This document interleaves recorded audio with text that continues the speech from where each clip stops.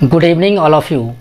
आज मैं आपके लिए नर्वस सिस्टम का एक पार्ट लेके आया हूँ जिसे कहेंगे central nervous system. Nervous system के अगर आप टाइप्स देखेंगे तो उसमें दो टाइप्स हैं, सेंट्रल नर्वस सिस्टम और peripheral nervous system. Peripheral nervous system को हम बाद में स्टडी करेंगे, पहले देखेंगे हम central nervous system. Central nervous system basically होता क्या है, ये ब्रेन और स्पाइनल कोड से मिलकर बना होता है। यानी ये समझिए कि जो हमारा सेंटर में जो सिस्टम है, ब्रेन और स्पाइनल कोड, ये हमारा सेंटर में है, इसको हम कहेंगे सेंट्रल नर्वस सिस्टम। जितने भी इंफॉर्मेशन एनवायरनमेंट से हमें मिलती है, जो भी मैसेज मिलता है, जो भी सिग्नल एनवायरनमेंट से हमें मिलेगा, उसको रिसीव करके उसको प्रोसेस करने का काम सेंट्रल नर्वस सिस्टम करता है। दूसरा सेंट्रल नर्वस सिस्टम और क्या काम करता है कि जितने भी हमारे बॉडी के अंदर और सिस्टम है, चाहे डाइजेस्टिव सिस्टम हो, रेस्पिरेटरी सिस्टम हो, ग्रैनुलर सिस्टम हो, स्केलेटल हो, मसल्स हो, कोई भी सिस्टम जो बॉडी के अंदर है उन सबको कोऑर्डिनेट करता है और दूसरा उन पे कंट्रोल बना के रखता है। तो देखेंगे हम ये चार्ट जो मैंने आपके लिए बनाया है, ये इसलिए बनाया ताकि आगे डायग्राम में जो ये नाम आएंगे तो आप उसमें कंफ्यूज ना हो। सबसे पहले देखिए सेंट्रल नर्वस सिस्टम के दो पार्ट हैं, ब्रेन और स्पाइनल कोड। स्पाइनल कोड को हम बाद में देखते हैं, पहले देखेंगे ब्रेन। ब्रेन के तीन पार्ट हैं, फोर ब्रेन, मिड ब्रेन और हाइंड ब्रेन। फोर ब्रेन के भी दो पार्ट हैं, टेलेनसेफेलॉन, डायनसेफेलॉन। अब टेलेनसेफेलॉन में हम स्टडी करेंगे सेरिब्रम को, ऑल्फैक्टरी बल्ब को। डायनसेफेलॉन में देखिए थैलेमस को स्टडी करेंगे, इपीथैलेमस। इपीथैलेमस क्या होता है, हमारी जो पिनियल ग्लैंड होती है। हाइपोथैलेमस को स्टडी करेंगे, एमेगडोला को स्टडी करेंगे, हिपोकैम्पस होता है एक होता है पिट्यूटरी ग्लैंड। पिट्यूटरी ग्लैंड और इपीथैलेमस को हम एंडोक्राइन सिस्टम में पढ़ेंगे, बाकी ये सारी चीज़ें हम सेंट्रल नर्वस सिस्टम पढ़ेंगे। मिड ब्रेन का कोई पार्ट नहीं है।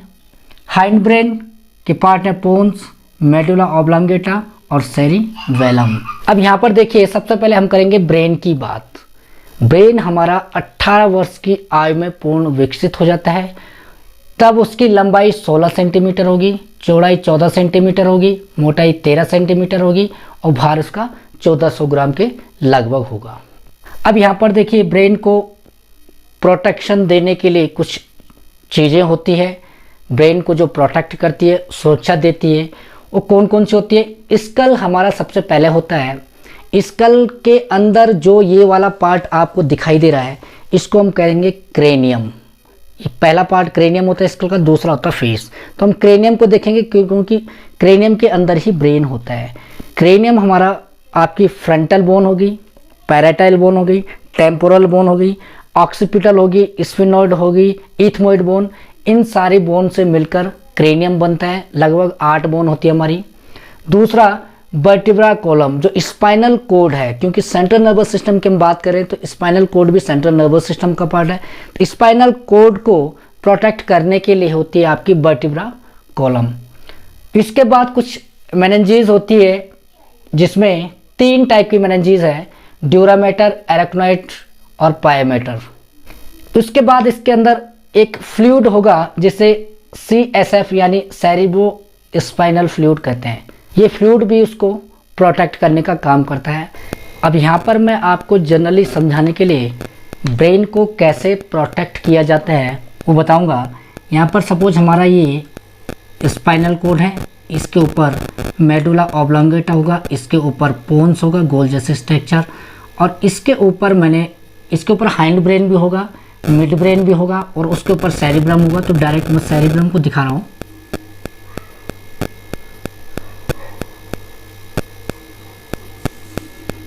ये सेरिब्रम में फोल्डेड स्ट्रक्चर होती है और यहाँ पर ये आपका सेरिबेलम आ जाएगा।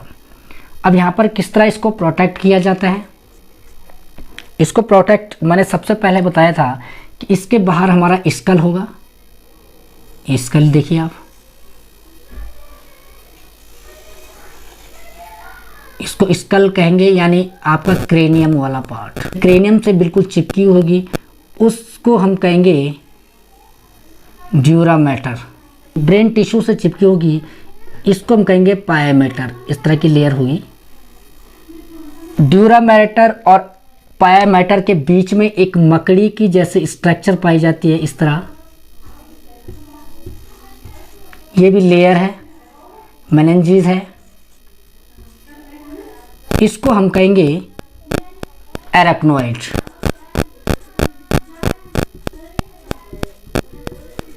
ये 3 लेयर होगी जो ब्रेन को प्रोटेक्ट कर रही है।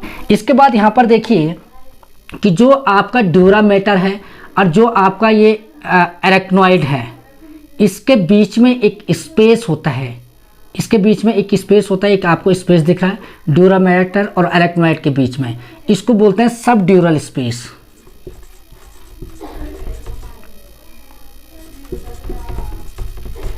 इसमें कुछ सीरस फ्लूइड भरा होता है। और इसके बाद देखिए आपका एरेक्नोइड और जो आपकी ये एरेक्नोइड दिखाई दे रही है और ये पायामीटर के बीच, इसके बीच में भी एक कैविटी होती है जिसको सब एरेक्नोइड कैविटी कहते हैं।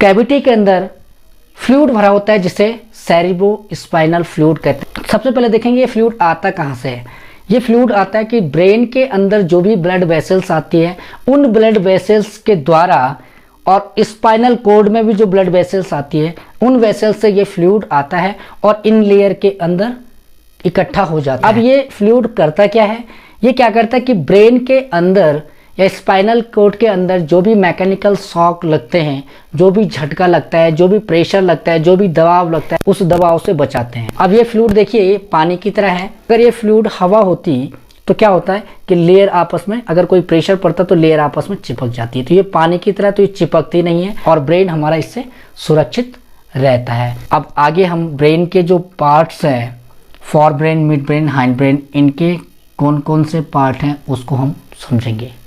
अब यहाँ पर हम सेंट्रल नर्वस सिस्टम में देखेंगे कि कौन सा पार्ट कहाँ पर होता है। पहले हम स्ट्रक्चर को देखेंगे, उसके बाद हम इसके फंक्शन के बारे में जानेंगे।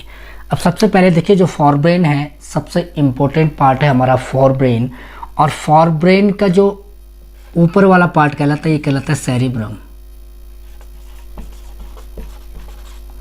सेरिब्रम का जो ऊपरी पार्ट है ये कॉर्टेक्स कहलाएगा और भीतर वाला पार्ट इसका मेडुला कहलाएगा। कॉर्टेक्स ग्रे मैटर का होता है। ग्रे मैटर का इसलिए होता है क्योंकि इसके अंदर सेल बॉडी होती है। और मेडुला जो बीच वाला पार्ट है ये वाइट मैटर का होता है। ये इसलिए होता है क्योंकि इसके अंदर एक्सोन होते हैं। अब ये आपको सेरिब्रम जो साइड से दिखाई दे रहा है, अगर हम इसको सेंटर से देखें, बीच से देखें, तो हमारा सेरिब्रम 2 पार्ट में डिवाइड होगा। इस तरह इसके 2 पार्ट होंगे और ये वाला पार्ट कहलाएगा लेफ्ट हेमिस्फीयर और ये वाला पार्ट कहलाएगा राइट हेमिस्फीयर।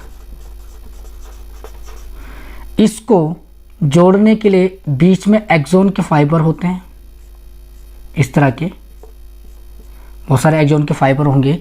इसको हम कहेंगे कॉर्पस कॉलोजम।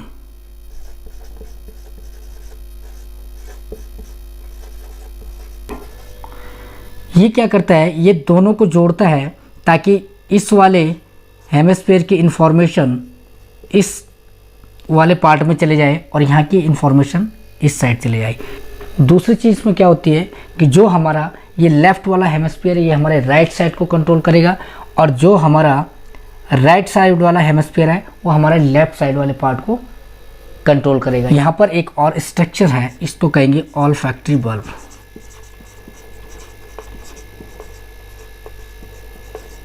ये ऑल्फैक्टरी बल्ब हमारी नेजल कैविटी के ठीक ऊपर होती है, यानी मिडिल में होती है। ये जो दोनों पार्ट हमारे थे ये थे फॉर ब्रेन के टेलन सेफ्लन वाले पार्ट के। अब डायन सेफ्लन वाला भाग देखेंगे हम, इसमें कौन कौन से पार्ट होंगे। पहला पार्ट होगा, इसको कहेंगे थैलेमस। और थैलेमस के ठीक नीचे जो दूसरा पार्ट आपको दिखाई दे रहा है इसे कहते हैं हाइपोथैलेमस।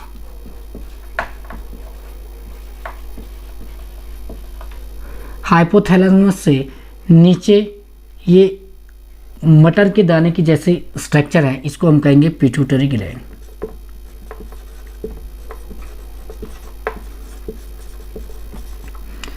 अब इसके बाद ये वाली स्ट्रक्चर आपको दिखाई दे रही है ग्रीन कलर की, इस स्ट्रक्चर को हम बोलेंगे एमिगडाला।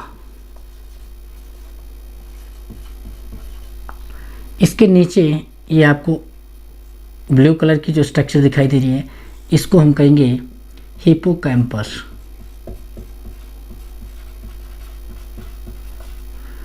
अब इसकी यहाँ पर एक स्ट्रक्चर दिखाई दे रही है आपको फोल्डेड स्ट्रक्चर, ये वाली स्ट्रक्चर ये रेड कलर में है जो, इसको हम कहेंगे सेरिबेलम। सेरिबेलम और ये वाली ब्लैक वाली स्ट्रक्चर जो है ये कहलाएगा मिड ब्रेन। और मिड ब्रेन के नीचे गोल स्ट्रक्चर है इसको कहेंगे पोन्स। इसके नीचे एक और रेड कलर की स्ट्रक्चर है जो बेलनाकार है, इसे कहेंगे मेडुला ऑब्लोंगेटा।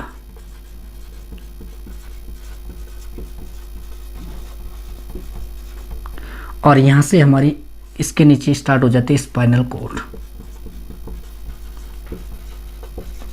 अब यहाँ पर देखिए फॉर ब्रेन के पार्ट सेरिब्रम था, ऑल्फैक्टरी बल्ब था, थैलेमस, हाइपोथैलेमस, एमिगडाला, हिप्पोकैम्पस और पिट्यूटरी ग्लैंड। यानी फॉर ब्रेन के सबसे ज़्यादा पार्ट है, तो फॉर ब्रेन सबसे बड़ा पार्ट है और इम्पोर्टेंट पार्ट भी है। दूसरा देखिए मिड ब्रेन के कोई पार्ट नहीं थे। तीसरा देखिए सेरिबेलम, पोन्स, मेडुला ऑब्लोंगेटा, ये तीनों पार्ट आपके आएंगे हाइंड ब्रेन के, और उसके बाद स्पाइनल कॉर्ड स्टार्ट हो जाती है। तो ये तो था हमारा स्ट्रक्चर जिसके बारे में हमने देखी कौन सा पार्ट कहाँ पर था। अब स्टडी करेंगे हम इनके फंक्शन की, इनके फंक्शन क्या होते हैं। फॉर ब्रेन का पहला जो पार्ट है सेरिब्रम, सेरिब्रम का फंक्शन देखिए deal with sensory information and voluntary movement. यानी सेंसरी इंफॉर्मेशन जो भी होती है जो हमारे सेंस ऑर्गन से मिलती है, चाहे टच का हो चाहे लाइट का हो, जितने भी सेंस ऑर्गन से हमारी इंफॉर्मेशन मिलती है उसको डील करने का काम सेरिब्रम करता है। और जो हमारी वॉलंटरी मूवमेंट होता है उसको भी कंट्रोल करने का काम सेरिब्रम करता है। दूसरा आपका बुद्धिमत्ता, विजडम, विल पावर और स्पीच, क्या बोलना है कैसे बोलना है, इन सब को डील भी कौन करता है, सेरिब्रम करता है। एक और चीज़ यहाँ पर देखिए कि जैसे एक्सीडेंट होता है और आपातकालीन जो स्थितियाँ होती है उसका मुकाबला कैसा करना है, इन सारी चीज़ों को सेरिब्रम डील करता है। दूसरा देखिए olfactory bulb, sense of smell, यानी स्मेल के सेंस को रिसीव करना, उसको डील करना, उसको कंट्रोल करने का काम किसका, ऑल्फैक्टरी बल्ब का। अब यहाँ पर देखिए thalamus, relay station of sensory and motor nerve, यानी थैलेमस एक रिले स्टेशन का काम करता है। जितनी भी सेंसरी नर्व हमारी इंफॉर्मेशन लाती है और मोटर नर्व लेके आती है वो सब इस थैलेमस में रुकती है। वो क्यों रुकती है मैं आपको बताऊंगा इसका कारण। जैसे आपके ये न्यूरॉन है, ये न्यूरॉन है, ये इंफॉर्मेशन को लेके जाने स्पाइनल कोड से मेडुला ऑब्लोंगेटा, यहाँ से पोन्स में, पोन्स से मिड ब्रेन में, अब मिड ब्रेन से जाएगी थैलेमस में।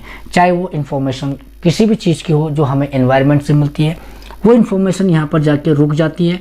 उसके बाद ये थैलेमस डिसाइड करता है कि इस इन्फॉर्मेशन को सेरिब्रम के किस पार्ट में भेजना है। क्योंकि सेरिब्रम का आप देख रहे होंगे फोल्डेड स्ट्रक्चर है, तो इसमें अलग अलग पार्ट में अलग अलग सेंस को रिसीव किया जाएगा। जैसे यहाँ पर टच को किया जाएगा, यहाँ पर लाइट को किया जाएगा, अलग अलग पार्ट में अलग अलग सेंस यहाँ पर रिसीव होता है। तो ये डिसाइड करेगा कि कहाँ पर हमने उसको भेजना है। उसके बाद जैसे ये यहाँ पर भेज देता है तो इस तरह ये भेजेगा, इसके अपने न्यूरॉन्स होते हैं, न्यूरॉन्स के द्वारा यहाँ पर ये मैसेज भेज देता है। और मैसेज भेजने के बाद यहाँ पर ये प्रोसेस होगा, प्रोसेस होने के बाद ये मैसेज यहाँ से मोटर नर्व वापस लेके आएगी, फिर ये थैलेमस में ही आके रुक जाएंगे थोड़ी देर के लिए। थैलेमस में आने के बाद फिर ये थैलेमस से होते हुए मिड ब्रेन से पोन्स, पोन्स से मेडुला ऑब्लोंगेटा, ऑब्लोंगेटा से आपको स्पाइनल कॉर्ड और स्पाइनल कॉर्ड से फिर आपकी बॉडी में चले जाते हैं। तो यानी इसका मतलब ये है कि यहाँ पर ये किसका काम कर रहा है, रिले स्टेशन का काम कर रहा है। आपने जब कभी देखा होगा कोई आदमी कोमा में चला जाता है तो उसका कारण यही होता है कि थैलेमस उसका प्रॉपर काम नहीं करता है। क्योंकि थैलेमस तक इन्फॉर्मेशन तो आ रही है लेकिन इसके आगे न तो सेरिब्रम में जा रही है और न सेरिब्रम से वापस थैलेमस में इंफॉर्मेशन आ पा रही है, इसलिए आदमी को कहते हैं कोमा में चला गया।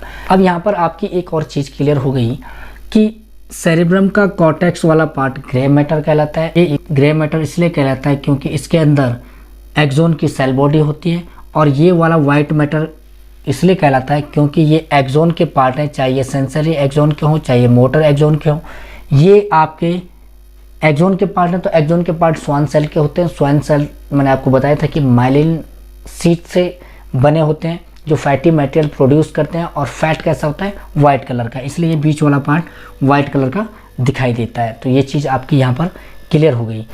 नेक्स्ट देखिए हाइपोथैलेमस। हाइपोथैलेमस आपका ठीक थैलेमस के नीचे है, और थर्स्ट यानी प्यास, एपिटाइट यानी भूख, बॉडी टेम्परेचर, ये आपका प्यास, भूख और बॉडी टेम्परेचर को कंट्रोल करता है कि बॉडी का टेम्परेचर अप होना चाहिए या डाउन होना चाहिए, इसको कंट्रोल करने का काम हाइपोथैलेमस करता है।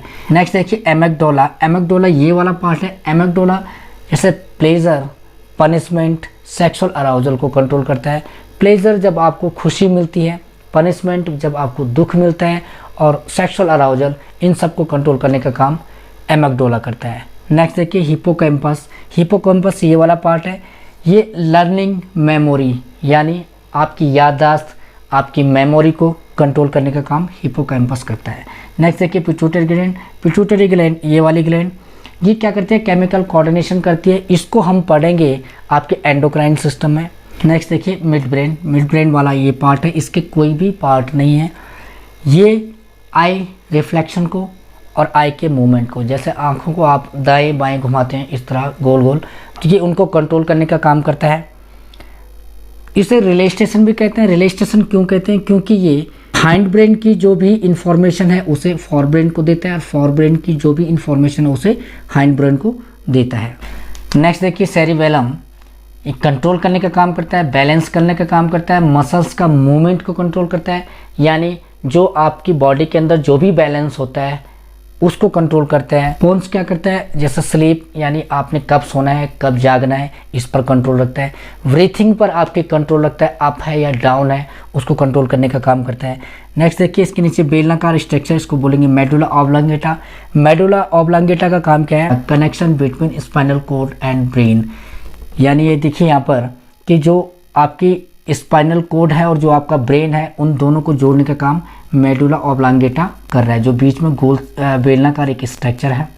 और मेडुला ऑब्लांगेटा आपका ब्लड प्रेशर पर कंट्रोल करता है, स्लाइवरी सिक्रेशन पर कंट्रोल करता है, यानी जो आपके लार ग्रंथियों से लार का श्रावण होता है उस पर नियंत्रण रखता है। ब्लड सर्कुलेशन पर भी कंट्रोल करता है ये, और हार्ट का जो कॉन्ट्रैक्शन और रिलैक्सेशन इस पर भी कंट्रोल करता है। तो ये तो था हमारा सेंट्रल नर्वस सिस्टम का एक पार्ट ब्रेन, जिसके बारे में आपने जानकारी ली। इसका जो दूसरा पार्ट है स्पाइनल कॉर्ड, स्पाइनल कॉर्ड को हम नेक्स्ट वीडियो में देखेंगे। तब तक के लिए धन्यवाद।